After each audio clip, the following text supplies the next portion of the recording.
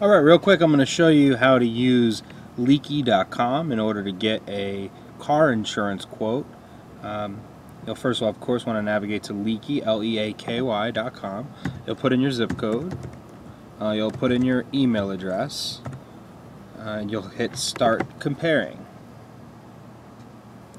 You're going to want to select your vehicle. So you remember you want to choose something that's within the last 5 years, because that'll make getting the estimate for the repairs a little easier. So let's say we're going to get a brand new car, right? We work hard. Really want to choose Ferrari, but I don't know if that's realistic. Let's say I'm going to get a Hyundai.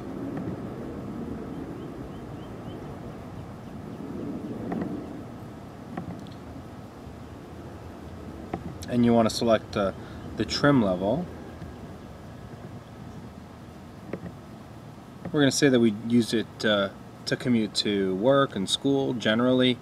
Pleasure would be if we didn't have a job and we just used it to drive for our own recreational purposes.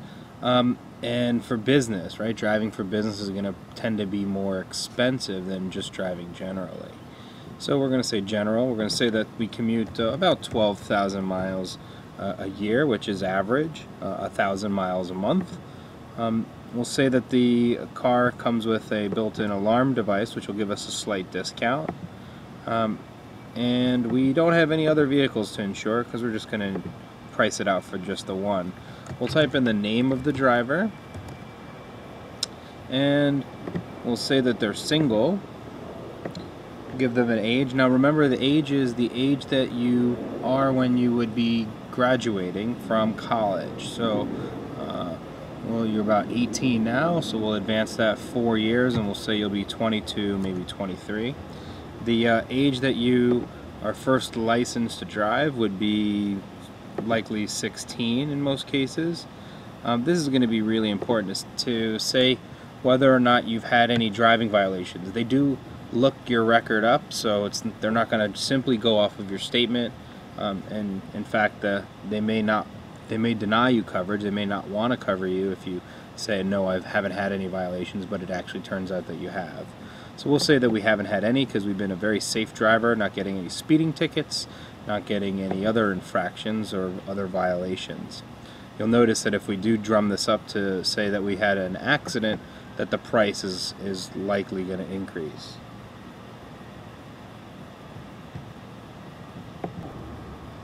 We'll say the year the accident happened in 2011, and we notice that the price jumps up dramatically. So let's avoid all that. Let's just not have any accidents. We won't have any issues. We can keep our insurance a little lower. In terms of the industry that you choose to work in can warrant a higher rate. If we say worked in maybe arts and design, we'll see if that does anything to the rate. Not for Allstate. If the driver is a full-time student, now remember, you used to be a student, but you're not a student anymore. So we're going to say no, that you are not a student, and we don't have any other drivers to insure. Click on continue, and here we are. We get a listing of the rates.